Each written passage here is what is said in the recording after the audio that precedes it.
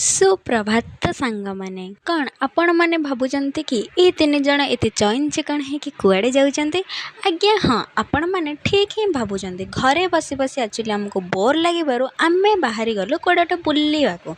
କିନ୍ତୁ କୁଆଡ଼େ ଯିବୁ ସେଇଟା ଏପର୍ଯ୍ୟନ୍ତ ଆମକୁ ଜଣା ନଥିଲା। ବାଟରେ ଯାଉ ଯାଉ ଜଣାପଡ଼ିଲା କି ମାଆଙ୍କର ଦଶହରା ଟାଇମ୍ ଏବେ ଚାଲିଛି, ତ ବଉଳ ଟିକେ ଚାଲ ଯିବା ମାଆଙ୍କୁ ଦର୍ଶନ କରିଦେଇ ଆସିବା। ବାଟରେ ଯିବା ଟାଇମ୍ରେ ଏଇ ବାଦଲ ଗୁଡ଼ା ଆମକୁ ଏମିତି ଅନଉଥିଲେ କି ଲାଗୁଥିଲା ଯେମିତି ସେ ଆମକୁ ସ୍ୱାଗତ କରି ମାଆଙ୍କ ପାଖକୁ ନିମନ୍ତ୍ରଣ କରୁଛନ୍ତି କି। ତ ବହୁତ ସମୟ ପରେ ମାଆଙ୍କ ପୀଠରେ ଆମେ ଆସି ଏଠି ପହଞ୍ଚିଗଲୁ। ଆପଣମାନେ ଦେଖିପାରୁଥିବେ କେତେ ଭିଡ଼ ମାଆଙ୍କ ପୀଠ ପାଖରେ। ତ ଫାଇନାଲି ମାଆଙ୍କ ପାଖରେ ଆମେ ଆସି ପହଞ୍ଚିଗଲୁ ଏବଂ ମାଆଙ୍କୁ ବହୁତ ଭଲସେ ମଧ୍ୟ ଦର୍ଶନ ବି କରିଦେଲୁ।